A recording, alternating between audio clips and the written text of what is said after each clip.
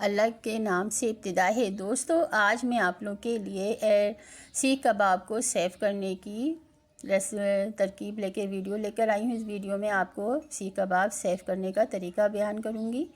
तो इसी तरह से आप शामी कबाब को भी सेव कर लें। ये रमज़ान की तैयारियों के साथ साथ ईद की तैयारी भी शुरू कर देते हैं। तो मैंने 1.5 से 2 किलो कीमे के सीख कबाब बना लिए थे। अब मैं इनको सेव करने का तरीका बयान करते हैं। एक कंटेनर ले लिया है मैंने, एयर टाइट बॉक्स। आप बाज़ार से भी ले सकते हैं, मैंने घर में ले लिया है, घर से मिल गया है। और इसी की साइज़ की ये 4-5 शॉपर इसी की साइज़ के कटिंग कर लिए हैं मैंने। तो अब हम इसको सेव करते हैं।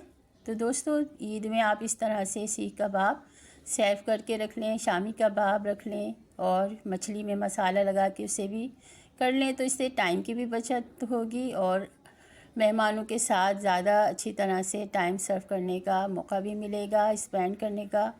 तो ईद में अगर ईद में मेहमान आते हैं तो हम उन्हीं की खातिर तवाज़ुं में लग जाते हैं, पकाने में लग जाते हैं, उनसे बातचीत नहीं कर पाते, उनके साथ टाइम स्पेंड नहीं कर पाते। तो इस तरह से पहले से बना के रख लें तो आप मेहमानों से भी अच्छी तरह से मिल सकेंगे और अपनी टाइम की भी बचत होगी। तो इस तरह से देखिए, इस तरह से सरफेस पर सारे सीख कबाब सेट कर दिए हैं मैंने। अब इसके ऊपर सेट करके 1 बाय 1 सारे रख दिए हैं और साइड में भी एक जितनी जगह होगी वहाँ इसमें भी रख दूँगी।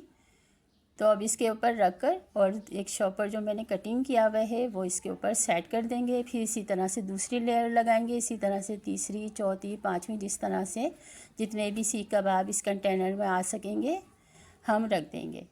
तो दोस्तों, इस तरह से हम शामी कबाब को भी सेव कर सकते हैं और मछली में मसाला लगा के और दीगर स्नैक्स और नगेट्स भी हम सेव कर सकते हैं।